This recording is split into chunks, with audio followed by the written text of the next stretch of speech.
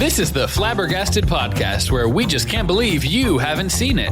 Every episode, we discuss a movie that one of us has seen and the other hasn't. And sometimes that neither of us have seen. Follow us on Instagram At flabberpod. and subscribe in your podcast app of choice. I'm your host, Jessica. I'm your host, Rogge. Let's get to it. Hi, everyone. We are talking about The Fugitive. This movie is from 1993, has won Academy Award for Best Actor in a Supporting Role with Tommy Lee Jones, a Golden Globe for Best Supporting Actor with Tommy Lee Jones, Best Movie Duo by MTV Movie and TV Awards for Harrison Ford and Tommy Lee Jones, and MTV Award for Best Action Sequence. So, pretty good movie. Has a... Shoot, I've just forgotten. It has a 93 on Rotten Tomatoes, by the way. And The Fugitive is about Dr. Richard Kimble, who's accused and convicted of murdering his wife, being hunted by U.S. Marshal Samuel Gerard, played by Tommy Lee Jones. This is directed by Andrew Davis. I'm not sure who the writer is. It says script co-written with Jeb Stewart and David Toohey. Got to be an adaptation, right? There's got to be a book. I think it's a TV show. Oh, right. Okay. Okay, so starting with, how did you... I first saw this movie with... I don't even remember. I'm pretty sure my Aunt Karen was there, though. I'm pretty sure we saw it, at her house. Because we would rent movies all the time. Sure. Blockbuster? No, like Video World. Video World? Yeah, the local... That sounds so 80s. Video store. Where was Video World? Do you know on that curve by the open air gardens? Or the by open air where the garden- roundabout is? Yeah. Just Okay. past the roundabout, Across you're going from into H&L. town. That's the car place, right? Mhm. Yeah. It's that tattoo shop used to be. I do remember being video told store. that used to be a movie store. Yeah. Wow. So I think we would rent movies from there. I feel like that's where I saw it first. My mom and my aunt were fans of Harrison Ford and Tommy Lee Jones, who, honestly, who isn't? Yeah. They're great. But you have never seen this movie. Correct. Which I think it hits 1993 is the time when you were not really watching movies. I was 2 years old, probably 1 year old when this came out. And then you probably just missed this movie as you started watching movies. Yeah, I've talked a little bit before about the 90s being a big gap, other than kids' movies. I've seen Lion King and the Disney type of stuff. But then until you get to 2000 is Remember the Titans, I think. So around then I started seeing movies as they were coming out generally, but more kids type of stuff. But my family, my dad had no desire to go back to anything in the 90s. In the 2000s, we were renting stuff that was produced in the 50s and 60s. Or we were going to the library a lot getting those movies. So the 80s and 90s, I've seen E.T., I've seen Indiana Jones, I've seen but I only saw the first Star Wars, A New Hope or whatever, growing up. So the 80s and 90s are a big blind spot because they weren't old enough to be considered classic, but they weren't new enough to be my friends have them on DVD or something like that. Yeah. Yeah, so one of the questions I do have is how do you think this held up? I thought it held up super well. Yeah. There was nothing super problematic. No, if anything, as we get to the end and talking about kind of themes and stuff like that, it was the corrupt pharmaceutical company all along. That's 2025. Yeah. That's no problem. Yep. Oh, we were fudging test results because pharmaceutical billion-dollar company thing. That was It's kind of sad right. that this is still 30 relevant. years later. Yeah. Yeah. Is it crazy that 1993 is 32 years ago? It really is. 1993 is supposed to be 10 years ago. Yeah. Right? Yep. The 80s are supposed to be 20 years ago, not 40 years ago. It's wild. I think it's sort of that's when you start registering time. Yeah. And then from then on, that's what you're thinking. Yeah. Oh, yeah, she was born in the 70s, so she's in her 30s. Right? Mhm. That's how it's supposed to be. It's crazy. Okay, wild. so the opening credits are fun. I like to point out these things because I enjoy them. You do like the opening credits. I like that we're getting information through their Were you paying attention, or were you like, these are just opening credits? In the credits, or you're not talking about the black and white, like no sound clips of them because fighting, they're showing those during the credits. The credits, but they're like in between. I was like setting up my notes document and like looking over, and we're trying to figure out what's going on with the dogs, and so things were still kind of chaotic, so I wasn't like super locked in on them. Did you pick up though that there's a struggle and somebody's dying? Yeah, there's a fight. I mean, like, I knew that this was a movie about Harrison Ford on the run. I don't know if I could have pinpointed that there was a one-armed man involved, but I think I might have guessed, gun to my head, that it was about his wife being killed. So like, I knew that there was going to be some kind of frame job fight situation. Yeah. It's so interesting to me because I'm watching that scene, which I've seen this movie several times, but it's so good. The whole thing is so good. There's a reason it's a 93 on Rotten Tomatoes. Like, it's really good. But the reporter has a ton of details. And so time is interesting in this movie because we're assuming the reporter is outside his house. Yeah. With all these details. The reporter even says his wife called 911. Like, and identified to know him. that so quickly. Yeah. Even now, I'm like, is that realistic? I don't know. I mean, how much are cops communicating with the press? You could see the CPD guys were more talkative than the marshals were. So maybe it just kind of depends. It's kind of context dependent who is going to be. Well, and maybe they had like the in with one of the police people. I kept expecting there to be something like that the one-armed man was an ex-cop, and I was like, oh, so that means these CPD cops are covering up because it's all part of the same deal. We're going to circle around to that because I have a suspicion there. But yeah. You're right. It could still be true. How about Harrison Ford's beard? This is just totally off topic. But Harrison Ford's beard, it is crazy how much it aged him. Yeah. Because then he shaves it off and then dyes his hair, and you're like, he does look so much younger. Why is my brain tricked into thinking that? Yeah. The beard is, I don't remember him having a beard in a lot of other movies. With a lot of gray in it. Yeah. And that's 30 years ago. Yeah. And he's still acting. He was Indiana Jones like 2 years ago or something. With no beard. Yeah. So I like how the flashbacks were. I was thinking of Rachel during this because, right, she's when we're cutting between the time jumping, yeah. But the flashbacks were really well done, I think, within the trial because you're gathering how much he and his wife loved each other, or for all I know, they were having a romantic night after fighting for 3 years. I don't know, but that's not what they're based implying. On how he acts the rest of the time. He is clearly emotionally invested in avenging her death, and she was too. In the parts that you saw, she's very engaged in him. Yeah. So I thought they did that really well, and they could have done really poorly or not included it at all, and then we wouldn't have been invested as an audience. So I think that was really well done, and I think it deserves a mention there. I think it's a really good example of exposition because it's not that long before he's convicted at trial into the movie so that things can get going, and it's not dragged out. We got enough of him being interrogated, cut with his memories being spliced in there, that we know to be empathetic to Harrison Ford. We know that we're on his side, and then we know enough details to get started with. And now he's being arrested. He's being booked into jail. Yeah, and also interestingly, there's enough seemingly innocuous detail when we're seeing him go through. He's got his tux on. He's checking in to the ball or the gala, the fundraiser stuff. And he's saying hi to this person and that person.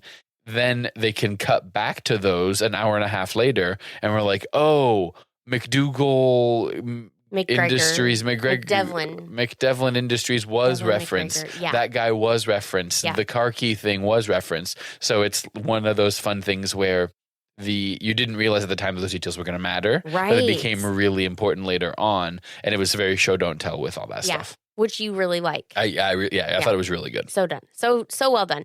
So how about a young Tommy Lee Jones? young. I mean, has Tommy Lee Jones just always looked like he was in his late 40s? How about Tommy Lee Jones in this movie compared to No Country for Old Men? Sure, he's definitely younger. I mean, the whole point, No Country for Old Men, is kind of like a one last job before he's like trying to get it in before he retires. So it's definitely different, but it's not that different. I mean, he's running in a different. The physicality is different. He's always looked he falls down a slide in the dam. Distinguished. Mm-hmm. Yeah, he always clearly had the kind of gravitas. Mm-hmm. Like you buy him immediately as big dog, right? Like the chief of this Marshal, the Chicago office, and the kind of the confidence that he exudes with that. Yeah. So I'm jumping kind of diving right in. Great. Do you want to talk about how he escapes or anything? I thought that it was interesting that it was so incidental, that none of this stuff would have even happened if the other guy hadn't already had the plan for foaming at the mouth and stabbing the guard and all of that kind of stuff. So that was interesting to me because I was a little bit like, oh, he's got arrested so fast. I had kind of assumed that he was going to get out on bail and that's when he was going to become a fugitive. Oh, okay. Just from not knowing, how any of this worked. It was like, oh, he's going to break out of jail, I guess. And so that was fine. Yeah. And you're starting to sort of see the unreliable narrator thing when the corrections officers are being interviewed later. And he's like, I don't know how I did it, but I dragged his body out. And, he's my partner. He would have done the same for me. And so you're starting to do the not necessarily trusting the cop authority figure thing. But besides that, I mean, it's just like, okay, this is an action movie. It's kind of like an action movie. It definitely is. So I love a couple things about him escaping that I forgot to say is how he's coming out of the bus window. So he's got his legs hanging out of the bus window and he's got his arms and he's trying to pull the bulk of his body up out of an angle. And I'm just like, if you've ever been in any kind of position, you know how just annoying that is. So I thought that's the most awkward way to do it. But the bus is at an angle. Yeah. So I mean, he would have had to dive, right? Otherwise, it's just that whole piece of getting out is awkward. But he doesn't have a lot of options, and I think this kind of plays into him being a very smart surgeon because he's a cardiovascular surgeon, and so you have to have confidence. You have to make quick decisions. Yeah. In those areas, so he's just he's using everything that he's built his life, all of those skills he's built in his life. Yeah, it's interesting. Like you said, he's described repeatedly as smart. He's so smart. He's smarter than me. That kind of that even his friend says in the early section. And that intelligence, we sometimes will pigeonhole he's smart, he's a doctor, he's an egghead, he knows how to do this kind of surgery, but he doesn't know how to make toast or whatever. I mean, there's all kinds. That's what the Big Bang Theory is predicated on, right? Right. Is men who are super intelligent, but also in a different way idiots. And so I guess I'm used to, in more modern media, that sort of intelligence being displayed in that kind of dichotomous way. But this guy's just he's all around. Okay, he has a plan. He knows to be running. He knows when it's time to go pedal to the metal because he has to get out of this situation. He knows when to cool out and fade into the background type of thing. He has a plan for getting a little apartment, and every step of the way, it's just broadly he's just an intelligent, logical man. And you can see as he's doing it, they show enough of what he's doing so that you can pick up on. I really liked that as well. So he's taking you along for the ride. And then if you're missing something, Tommy Lee Jones' character is there to pick it up and help explain it to you along the way as well. Yeah. So it's just, that's really nicely done. But they don't bog you down with every little detail of okay, here's how much money he had. Some movies would be okay, his friend gave him $150 and then it's kind of flash on the screen, subtracting from that as he tries to buy dinner. Because there are times when you're okay, when's the last time he ate? When's the last time he slept? I mean, he's certainly under a lot of duress and is pushing himself in the adrenaline, and you can sort of forgive that kind of stuff. But I was never really worried about those really finicky details. And I think that's because they set it up in the beginning when he's stealing the guy's hospital food. Yeah. He knows he's I have to do this, this, and this, and you believe it right away. He's got that guy's wallet. So then later on, you're okay. Yeah, I'm sure he's been figuring something out along those lines. Yeah, they give it enough to you. So famous line, I'm wondering if you've ever heard reference to this before, and I won't repeat the whole thing, but Tommy Lee Jones goes, he's talking about setting up perimeter, and he's any warehouse, farmhouse, hen house, dog house, outhouse. Yeah, Have I'd you never heard that. Oh, okay. So that's just I hear it's funny, but I have seen the bridge or the dam that they dive off of. Oh, in real life? In real life. It's in North Carolina, I believe.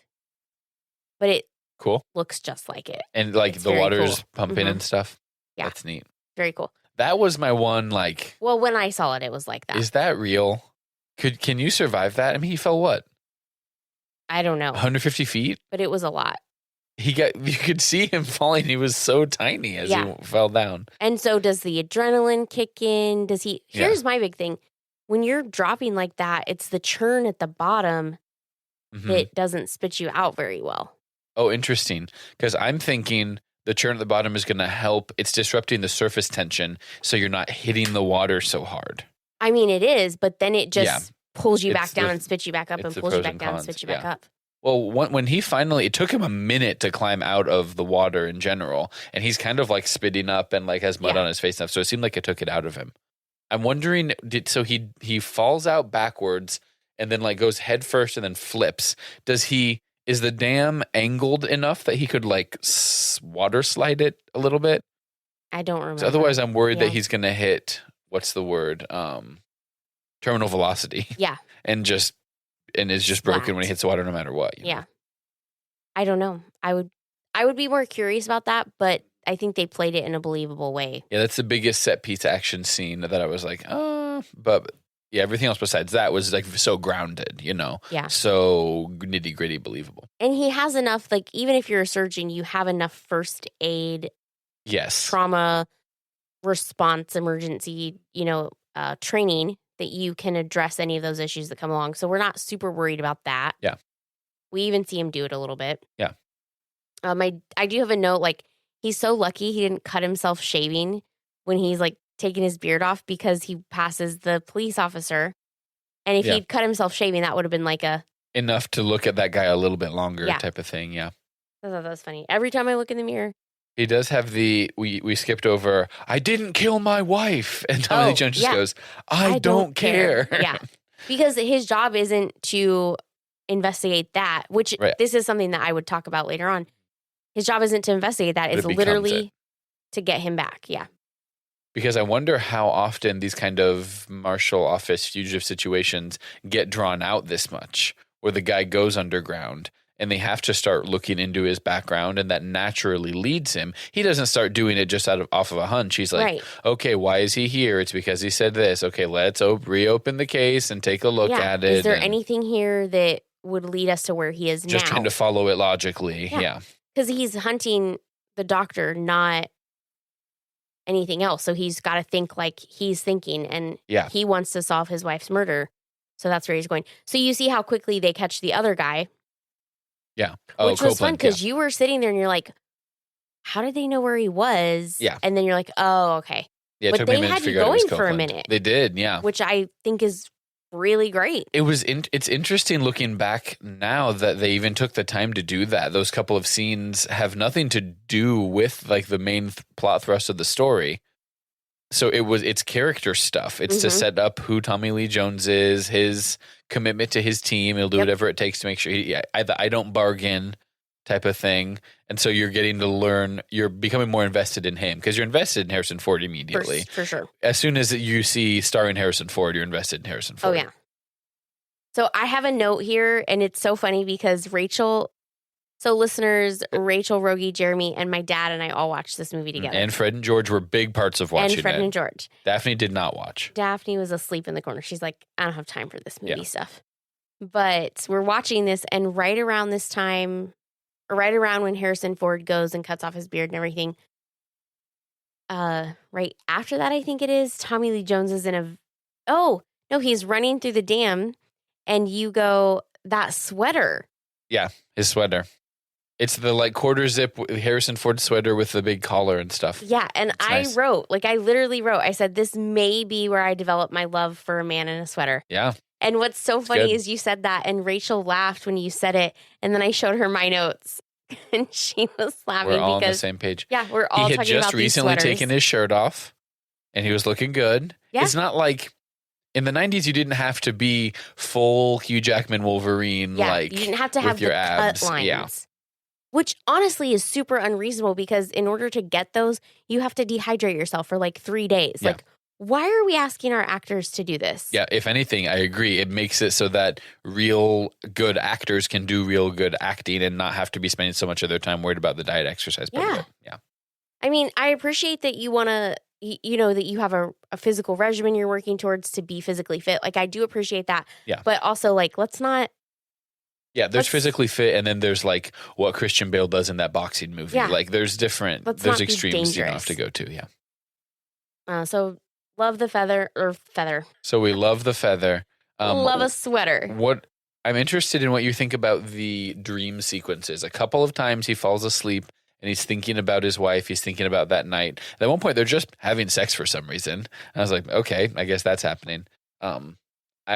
Once we got there, I wasn't sure that I needed those anymore quite as much, unless it's just reminding me how focused he is on his wife in that night. Is that kind of the point of it? I think that every time he has a dream sequence, he remembers something specific. You think it's a psych situation where he's going back into his subconscious to pull out those details? Yeah. Okay. Or he's just thinking about it so much and he does dream about it. And then when he wakes up, he remembers something that he missed while he was awake. Okay, that could be. Because you see he has the dream and you see him hit the hinge or pull the arm out and he sees the hinge. It goes back to that a couple times to figure out what kind of hybrid, whatever. Yeah. And so then he goes and finds it. So I think that's what they're there for. I also think it shows like how focused he is. Not that we needed him to be more focused, but I think it's showing like, because he's dreaming about it too. This isn't just, this is all of him. Every part of him is focused in on this and trying to figure it out. I mean, it's a really tight movie in that way because it's just so following this one guy down the barrel of this story. And so they just like keep, there weren't any chances to deviate or think maybe it's going to be about something else, but they're just, everything that's happening is circling back around this same thing. For a 2-hour-long movie, like they keep your attention on it pretty. Oh yeah, it keeps great. moving. I was like, how many times can he just sneak into this hospital and steal books and, get on the computer system and stuff? Yeah. I'm jumping back and forth, but my other note was I really enjoy when the EMS guy goes, how the hell did he tell that by looking at his face? Yeah. Because it was the guard. Yeah, he's like, check for a thoracic piercing or whatever. Yeah. I thought that was fun. I think it's a good scene. Him at the hospital patch himself up is got to be almost one of the peaks of the movie for me because you're really doing that how intelligent he is thing. You're seeing him do surgery on himself. You get the like close call in like hiding in the closet while the nurse is in the room, which is fun. You get him changing himself and thinking through all those plans because it's like Tommy Lee Jones's assistants keep going, is this guy really dumb enough to go straight into a hospital? He knows it's crawling with cops, like all that kind of stuff. There's a quote from Lord of the Rings where the hobbits, 2 of the hobbits, they've all gotten separated, it's whatever. There's a tree person that's carrying them through the forest. And he's like, okay, I'll carry you back home. And that's, you're going to want to go. I'll take you here. That's the safest part. And one of the hobbits is like, no, let's go this direction. Because he wants to sort of kick up some more trouble. And he's like, why would you want to go there? That's where the danger is. And he says, the closer we are to danger, the farther we are from harm. Oh, yeah. Yeah. And I was like, that's what Harrison Ford's thinking here. Yes. He's just like Merry and Pippin. I love that. It's sort of like the concept where in The Princess Bride too, when they're drinking the poison and he's like, unless you know that I know that I know. Yeah. Yeah. I do like that. Yeah. It's a real, I mean, the movie is kind of, it's not totally a two-hander. I mean, there's several other actors and characters and stuff like that, but it's not Harrison. It starts as Harrison Ford versus Tommy Lee Jones. Then it becomes Tommy Lee Jones and Harrison Ford versus the broader mystery. And it's just really fun to follow them through that. And like the mind games, you're hearing Tommy Lee Jones out loud reason his way to following his logic. Yes. And he's right. Like you're the whole time you're like, he's doing such a good job. And like, he's clearly so good at this. So one of my favorite bits in this movie that has just informed a lot of my existence, I will say. Wow. Just maybe that's a bad way to put it, but I use this all the time is Tommy Lee Jones walks into the room when they're playing back the audio file. And one of the guys goes, I might be crazy, but that sounds like an elevated train. Yeah. And Tommy Lee Jones hits it hard. Like, okay, how could you tell versus any other Train on the Ground? Yeah. Like, he is hardcore hitting it. And they rewind it, they listen, they rewind it, they listen, and they figure out it is the sound of an elevated train. Yeah, what station back and what in Chicago. bridge, yeah. And Tommy Lee Jones goes, I knew that was an elevated train. Didn't I tell you? Yeah. And so this has just been like just that bit when Jeremy and I are doing something and I'm like, are you sure? And I'm coming at it and going back and taking credit for it the whole time. Yeah. And so at the end, just I'll be like I told you. That's what I said. Yep.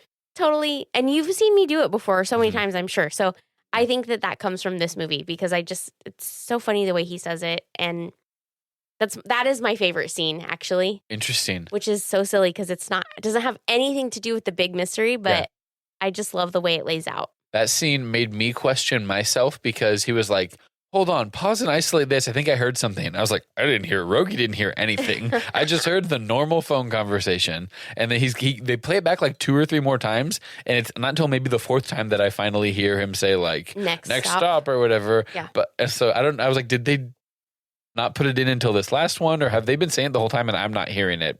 Because I like to think that I can hear pretty well. My ears are pretty sensitive, but maybe they just picked up on it faster than I did. So many times in the interactions with the U.S. Marshals, there's so many things going on. Which is good. I like that in a movie. Mm-hmm. They're still tracking with each other. Several guys with different phone calls, and they're snapping at each other and being like, dial this up. And, so they're having other conversations, but then they know exactly when they need to focus in on whatever is the important one at the moment. Yeah.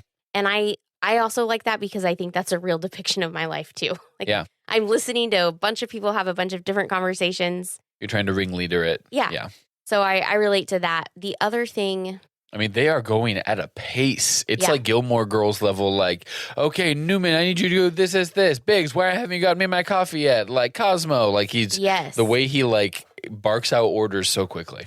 And you can tell that they respect him. I mean, they also give him a hard time, but they do respect him because he ends up getting the job done. And they learn things from him that they didn't know before. Yeah, they wouldn't have gone about it the same way because he's the kind of think outside the box, actually that he's not just following by the book.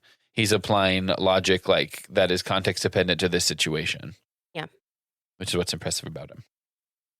I mean, we haven't really talked so much about kind of the big plot and there's a one-armed man that's killing him. Yes. And in some ways, because I believe Harrison Ford immediately, that's almost not my focus about it. Like, okay, like, are they going to find the one-armed? Like, yes, they're going to find the one-armed man. He's going to figure out which one it is. I'm more interested in the steps that he's taking and how he's doing it, I think.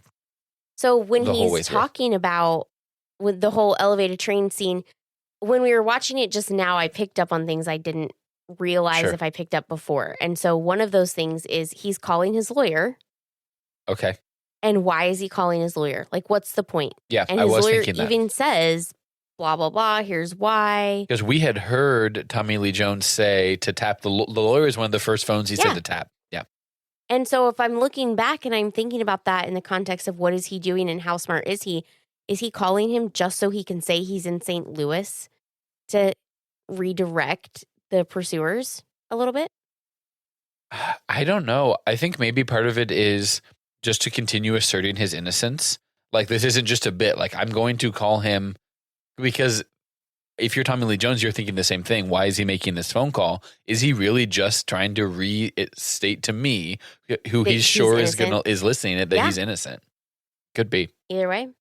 Because he doesn't really get a lot from the lawyer. No, when he's at Sykes's house and he calls and they're like, stretch it out. And he leaves the phone on the hook so they can obviously trace it. Yeah. Because now he's making his investigation their investigation. Yeah, he's getting the U.S. Marshal to help him investigate, basically. Yeah. And is like, he's showing his work like he's doing a math problem in school. Yes. Right? This is a conclusion I'm coming to. If you still think that I'm just some crazy dude that killed his wife, like, you're going to have to walk through these breadcrumbs because that's the only way that you can follow me. Yeah. And I really like the way they lay it all out. Yeah. Anything about all of the friends that they talk to and they're like, oh, he's innocent. Or it's interesting to see some of those actors like Jane Lynch. Jeremy was very excited to see Jane Lynch. and bones. And I mean, you can tell that he is a respected doctor. Yes. He's been at that same hospital for years and years and years. So they have, a built up sort of respect for him. It's not the thing where you're going back and forth between different jobs. Clearly this guy is sincere and cares about his career and things like that. So that was my main takeaway, I think, is just how many people were supportive of him. I think about that sometimes where it's like, if something happened at school, like how many kids would be like, no, I know this teacher, like that kind of thing. Like how much respect are you engendering with the people that you work with on a daily basis? Well, and because you see like the murder documentaries where they're like, oh, they were so great. I would have never thought they were a killer. Yeah, but that's still different from maintaining like, no, I believe he's innocent, which is what Jane Lynch does. That's what I'm saying, because she's presented with evidence. Like, it's pretty damning when the wife is on the phone and she says, I don't know. My note says she's clear. She's not saying, my husband, Richard Kimble, is murdering me. She's like, help, he's in here. Richard, he's in here. Help, Richard. Like, to me, it seemed like she's clearly calling out to her husband in her dying moments. But she has a crushed throat. Yes. So you don't get any of the inflection. The tonality, and Yeah. So if you didn't know, like we know, you could see where that's kind of fishy. I agree that it's usable by the prosecution, but I think that if I'm the defense lawyer, I'm like slowing it down, hey, and like, come on, at least putting in some reasonable doubt. Like, you get up there and you're like, the prosecution showed you this, and I get it, but consider if she was trying to call out to her husband in her last moments, would it really sound that different from this? Kind of thing. Yeah. Just those seeds of doubt. I think they could have planted them. What did his lawyer do? We didn't see any defense. We just saw the opening statement and the conviction, and then listening to the phone call. The one cop on the stand, and then him being convicted. Yeah. It was like really quick. His lawyer / friend, by the way. Don't forget they're friends too. So I wonder if it's one of those things where he's like mostly attacks, like an accounting lawyer type of thing. It's like, oh yeah, I'll represent you. People, you see that in movies. He's a doctor. You can afford the better lawyer. Yeah, you'd think so. I mean, at least in the 90s, you could have. And it rubbed me the wrong way a little bit in the very beginning when they're like, your wife, really rich, money in the family, right? Right. So, who was the insurance beneficiary? Interesting. And I'm like, guys. Oh, I did have that This logic note. Doesn't really track for me. If a man is a very successful high-level surgeon and has been married to his wealthy wife for several years, at least 5 to 10 years, what you just saying, but insurance, like that's not how that works. Like she's, paying for their like very nice apartment or townhouse already or whatever it is. Like there are, like he's clearly living a lavish lifestyle already. Right. There's not, it's like the Gone Girl thing where he's getting pinned for this because her money's in a trust and it has to be a certain way with the insurance and stuff. Like we don't get any indication that, them accusing him of that and using that as the basis without giving the reason, like, and you guys were falling on hard times because of your investments and her family was starting to cut you off or anything like that. It's like, this, it doesn't make just sense. Being like, she's rich, so you killed her for insurance is like opposite. If my wife is poor, I need to kill her for insurance, maybe if there's some kind of circumstance, but we're already living the rich lifestyle. I don't then need to kill that wife for insurance. It didn't make any sense. Right. So like, what's the lawyer doing? I wanted to see the defense. Yeah. Sometimes you see the defense lawyer in a movie give like a really bad defense and the guy's like, oh, come on, man. You're like that's how to be what but we didn't even here. see that. Yeah. Yeah. I did have that as like, how did you feel about that interrogation? But then I accidentally erased that note. Yeah. It started out a little slow for me because I was chafing against some of that stuff just a little bit.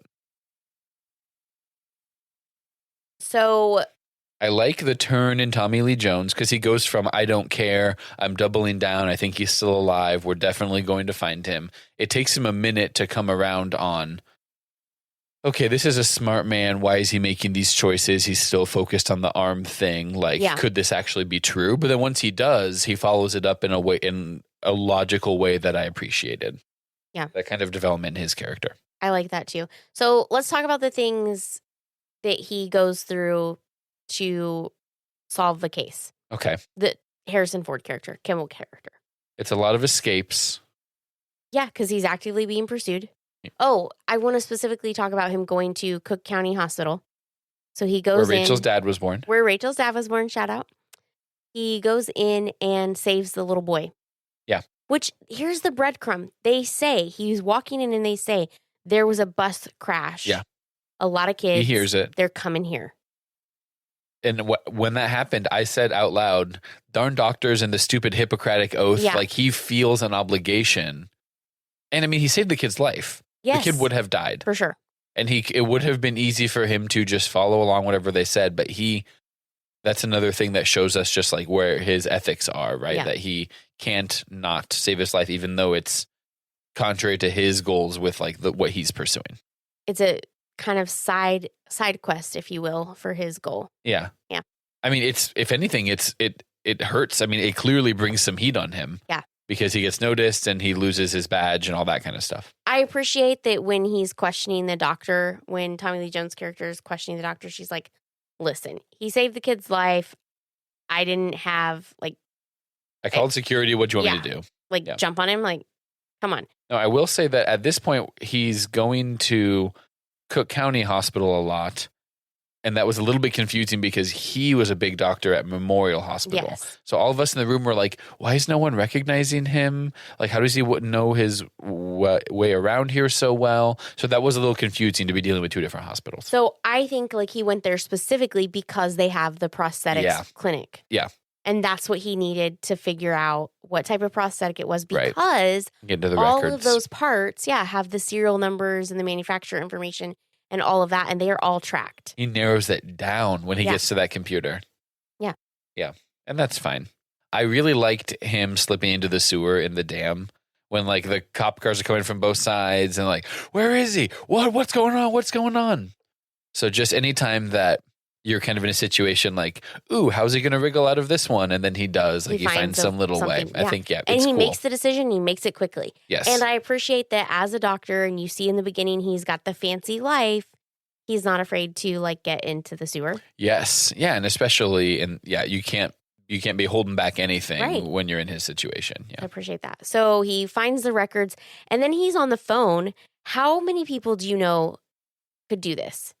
Not many, maybe just a couple. The improv that he does. Yes. He's just calling them up. At first, he's like, I'm doing a follow-up on the prosthetic arm thing, which I'm like, oh, that's what he's going to do for everyone. And he's like, hey, I'm John Tinsley, calling about the 25-year reunion. It's coming up. He's on our list of missing in action. Yeah. Haha. Yeah, that was so great. It's and impressive. it is impressive. I cannot think of people that could do that today. Yeah. They get freaked out about having to pick up the phone and call somebody, let alone get information out of them. Yeah, it's a generation thing. I mean, there's a lot of payphones being used in this movie too. Oh yeah, yeah. Yeah, the anonymizing Which thing we don't is see cool. very often. Okay, so he narrows that list down, and then he starts scoping them out. And somewhere in here, he gets his landlord's son gets busted. And were you thinking when that happened? Were you thinking that was for him? And you're like, ooh. How's he going to get out of this? I wasn't sure because I knew that it was not a nice area. Obviously, he wanted something cheap and low profile in Chicago. There's going to be other kinds of busts there. Yeah. And so it was at the time I thought it was just to show him because he starts breathing really heavy, kind of like a trauma thing. And just how on edge he is, his anxiety and paranoia. But then it becomes that guy's well, yeah, here's the guy you're looking for. He's in our mom's basement. Why didn't he say that sooner? I'm sure there was a reward or something. Right. Unless he was thinking, I might need this for leverage at some point. Oh, sure. Which seems smarter than his character, but, we don't know. He was selling drugs to kids. Yeah. Yeah. Not great. I don't love that either. So he narrows down the prosthetics. He starts scoping them out. Goes and visits a guy in jail, sees that he's not the guy and just leaves immediately. Which I thought that scene was super interesting. And it took me, I remember watching it. I'm like, what? I don't understand what's happening here. Not recently, but one of the times I watched it, I was like, because you have to remember this movie came out when I was quite younger. And it's a very smart movie, actually. Yeah. So there was a lot of things I wasn't picking up. Yeah. So I didn't quite understand what was going on there. And then that interaction happened. And I'm like, oh, okay. So he just knows that's not the guy because he recognized him or didn't recognize him. He's not the guy that he would have recognized. He was face to face with that guy in a fight. So we know it's not him. He comes out of the courthouse. Rachel was curious. She's like, it is wild that Tommy Lee Jones recognized him from like the way he was walking. Yeah. Which, I mean, I'm sure you can see his profile a little bit or like his head shape. leads me to one of our fun facts about this movie. Oh. Harrison Ford damaged some ligaments in his leg during the filming of the scenes in the woods. He's limping a lot. Yeah, he refused to take surgery until the end of the filming so his character could keep the limp. And that limp is seen in any subsequent scene where Kimble is running. So I think, Impressive. I was saying, I think you can recognize somebody. And we have to think about Tommy Lee Jones. As focused as Richard Kimble is on his wife, Yeah. Tommy Lee Jones is as focused on Richard Kimble. Yeah, which is like a metaphor for the intimacy of that relationship. Yeah. The So cops and he's like robbers thing. thinking about him. Of course he's going to recognize him. So we get through the whole Cook County court jailhouse, I guess. Yeah. It is. And what I always think is funny is that he's running out the door. They end up getting the doors closed. His foot is caught in the door. And Tommy Lee Jones aims at his face through the glass and shoots it. Yeah. His foot is right there. Why are we not shooting his foot? Because he's already got some doubt. Ma'am. He's already got a little bit of doubt in him there, right? So we're thinking shoot him in the face. Well, so we're thinking, we know this is bulletproof glass. I'm not going to shoot him in the foot. Okay, that's interesting. And then he gets mad that the doors are closed. Yeah. Come on. Close the doors, close the doors. Yeah. What the heck? Which is so funny. And then Richard Kimble gets lost in the St. Patty's Day parade, which is fun. That is fun. Yeah, he's doing a lot of picking up a jacket, dropping that jacket, putting on a hat that I found, like just pulling out whatever tricks he can. So I did get this. It was not part of the script. It was a later addition, and the director really wanted to capture like the parade and was granted permission from the mayor's office to film the day of the parade. The entire sequence was shot with a handheld Steadicam, and without rehearsal, Ford and Jones went into the crowd, did their thing, and camera operators were running around them. Harrison Ford observed that since his character was keeping a low profile, he didn't stand out very much and lasted several minutes before people started recognizing him as Harrison Ford. That's awesome. Which is kind of fun. Yeah. And it's fun that like the most famous man in the country at that point. And it's really fun that they did get to capture the parade because it's like a very Chicago thing. Yeah. He even says, the one guy says, if they can dye this river green on one day, like why can't they make it blue every other day? And I feel like they do dye it blue now. I think it is more blue than that, yeah. So I always think that is fun. Back to he's tracking down the prosthetic armed people. Here's my thing. I liked how they showed the prosthetics being built and like it was it's an actual thing. They were painting on them and everything. Yeah, they clearly That's kind of cool. take care of it. He says it happened in the line of duty. I mean, yeah. There's either if it's a birth defect or it's an accident, I mean, that's not anyone's fault. They should still try to get like a good product that's going to be helpful to them. Yeah. While he's looking at these pictures, I think one of those police officers is in one of the pictures. That's what I was looking for. I was looking for the bald one that I thought I would recognize. Yeah, I think it was mustache guy. I think it was that guy, but I think he just looked a lot younger. Could be. And it was like one of his like the guy was still in his like uniform blues, dress blues or whatever. Yeah. So I'm curious. I would like to go back and see if that's actually there, and maybe they just didn't really point to it, but it was there, or if it's just a guy that looked kind of like him. Thread. Yeah, I mean, Chicago cops, these these either Irish or Italian guys all kind of look the same sort of thing. So he leaves the thing so that they can be traced, which kicks up trouble for the Sykes guy. And so that's when the plot really starts to take off, because when you see those financial documents and you see that like McGovern or whatever, you're like, okay, clearly this is like the real meat and potatoes of like what happened, why he was getting set up. Yeah. So he's looking at that. It's money from McGregor, and how does he tie that to? It's through a flashback that we see that he sees the picture of Lentz to the drug, and starts putting together that he was seeing the name of that company a lot at that fundraiser, and that drug that he was talking about while he was operating on a guy who like kept bleeding and stuff. He was like, he's bleeding from everything we poke him with, type of thing. Yeah, which is crazy. So because he knew, and we find out that he had already been doing the research and showing liver damage on these test sample patients. Yeah. So we figure out, like, once he has a starting point, he can track it with the records from the hospital. So we get more Jane Lynch's character. Yeah. She's able to show that these records have been falsified. Yeah. Or, show that they're from the same liver. So, yeah. And the same falsified. date. I mean, like, it's clearly very suspicious if, like, a bunch of them were all on August 21st. So when did you decide it's Charles Nichols and not the Lentz character? It wasn't until Harrison Ford figured it out when he was like, oh, he's his boss. When Jane Lynch was like, these are all August 21st. So that means someone else who had access to it. And then he's like, okay. And now I'm thinking, well, how many characters do we know in this movie? It's not that many. It's got to be his friend, quote unquote. Yeah. But that's really good because you see he has such a great acting piece right here because he goes from like listening and like absorbing to, you see like on his face the realization. When the wheels start turning. Yeah. Which is really fun. Really and it great. takes the movie from cold revenge, this guy killed my wife, I'm tracking down this one-armed man, which is, I think, sort of the more culturally famous part of the movie is like the one-armed man thing. Killed and my like wife, he's focused on tracking him down. And he has more rage or is like just as committed to then following through to, okay, but who told him to do that? Like who set this up? Like why would he just do that? Because it's now like it's about his wife still, but now it's bigger. Yeah. Because it's about all the patients that are taking this drug and are dying or, are having complications they shouldn't be having. And we know he's a sincere, committed doctor that cares about saving people's lives. So now it's like justice on a higher level. Yes. So he goes, and then there's all the commentary from the fight. Like when he's like, when his friend is up there giving his speech and he comes in and starts calling him out. Yeah. And I think it's interesting too. It's kind of a parallel to his career as a doctor where it's like, okay, you stop the bleeding, but then you're looking for the underlying cause, right? It's like, are you solving the symptom or the disease itself? And he's in the same situation. He takes care of the symptom with the one-armed man, but then also needs to go and just try to cut the disease off. Yeah. Yeah. So he just walks in. Everyone's like, it's Richard Kimble. That's Dr. Richard Kimble. And so you can tell how respected he is because no one jumps up and tackles him or stops him. Oh, yeah. Too.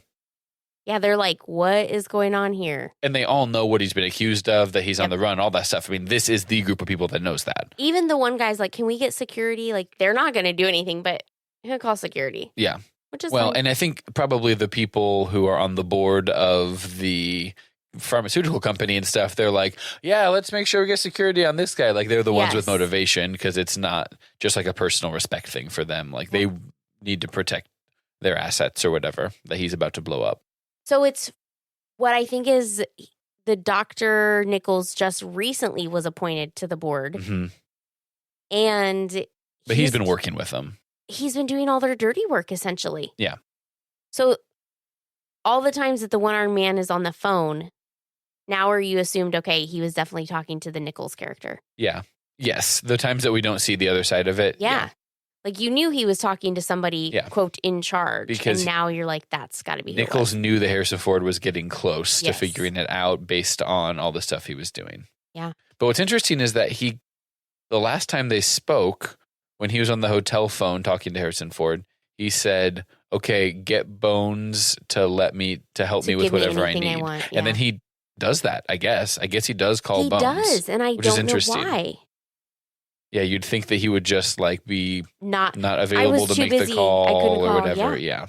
It's funny that we both went and maybe to that Bones would have trusted him response. anyway, but still, it's like, yeah, that doesn't track me why he would do that. But I mean, if that's as close as we can get to a plot hole, and I don't think for me that's not totally what it's about. I mean, I think a lot of this movie for me was about just what kind of situations can Harrison Ford get himself out of now? Yeah. It's some excuses to put him into these action set pieces, into these kind of suspense set pieces. That he carries so well. Mm-hmm. And then it's letting him do some of the dramatic facial acting with how much he cares about these kids, him being a real doctor, and like the rage that he has for his supposed friend setting him up type of stuff too. He gets to really shine in this movie. Mm-hmm. So we're at the end. Tommy Lee Jones actually kills Nichols, right? No, they don't kill him at all. I don't think. Harrison Ford kneecaps him and knocks him out. And he Tommy wants Lee to kill Jones. him. He's about to. Yeah, I mean, it's. I think that's sort of implied, but Tommy Lee Jones doesn't like have to reach out and stop him or anything. He just is pointing at Harrison Ford and then like puts his gun away, and it's just like I believe you type of thing. Because he'd been announcing that, and I was wondering if him saying all that stuff out loud was also him trying to enrage Nichols and draw him out in the same way. Because if they're in that loud, echoey, laundry metal floor, and so he's a homing beacon. If I'm talking, the guy I'm looking for is going to know where I am, and the other guy that's hearing me say, I know you're innocent, I'll help prove it, is going to know where I am too. So he was using himself as bait, which is interesting from a law enforcement officer. And smart. Yeah, and smart. Because he still has a gun. I mean, he's still got a chance at it, depending on how it goes. Yeah. So, favorite scenes? I think my favorite scene is him... from him stealing the jumpsuit out of the truck and then getting into the hospital, cleaning himself up, all the way through stealing the ambulance and hiding out in the dam, and then ending about when he jumps off the dam. I think that sort of stretch there is I'm appreciating the action. It's, cool and interesting to how he's going to get out of this, but you're also seeing his conviction and his intelligence. Yeah. Yeah, I love that. Disliked scene. I don't know. The only scene that its inclusion confused me was them tracking down and killing Copeland. Mm-hmm. And I don't know that I disliked it. I just don't know that it did as much to develop Tommy Lee Jones character-wise. I don't know that I needed that. Did you need, was the red herring piece of it where you thought maybe where they were trying to make me think that they were about to catch him? I guess maybe. Yeah, I forgot about that part of it. There was a little bit of wait, this isn't tracking. He wouldn't have stayed the night with her, type of thing. Yeah. Right. Especially after, it's been a year, we can gather based on this way they're telling the story. It's been about a year. And I will say I've been to Whiting, Indiana, and they were really playing up the poverty, these guys just living like a broken down shack kind of thing. It's it's just a city. I mean, and maybe 30 years ago it was different, but. What did you learn from it? From the movie? Yeah. What is this movie really about? I think this movie, and I took a note about something like this. I think the movie is about the concept of innocence, the innocent before proven guilty type of thing. There's a little bit of investigation to the legal system. But it's also about the corrupt pharmaceutical industry. And I always appreciate calling out big business corruption. Yeah, big pharma. You guys know me by now. You know which side of that line I'm coming down on. I think it's crazy that this is still something that we're fighting. Yeah. And I also think that there's a selfishness there from the people that are helping it along and what they ultimately could be risking. Yeah. His friend with an unknown European accent. He's going to tennis club. He has enough money to help him pay rent just on him to give to him. He's clearly doing fine. And maybe that's because he's been in cahoots with the pharmaceutical company. But you didn't need to do this. Right. It was just greed. Yeah. This wasn't just a step ahead for you. This is a step ahead for you, but while you're stepping on the other people in your life too. So I think that's there's a very noticeable difference in that kind of thing. Totally. We already asked if it held up, which I agree it totally that it holds up. There's nothing in there that I felt was problematic. No, not that way. Yeah. The movie making stuff I think is all good. The music is a little heavy-handed, a touch. I mean, it's fun. It was when it would be into the suspense that it's stuff. The music was very much like Home Alone almost. It's been a long time since I've seen Home Alone. Okay. It's there's very specific musical cues that are. Yeah. I didn't think it was bad, but I was just oh, okay, here's that. Yep, that's that kind of music. It's definitely the 90s It wasn't subtle. It was very 90s. Yeah. But I mean, that doesn't mean it doesn't hold up. It was just funny. Yeah. Would you watch it again? Definitely. Yeah. Yeah, so good. It was good.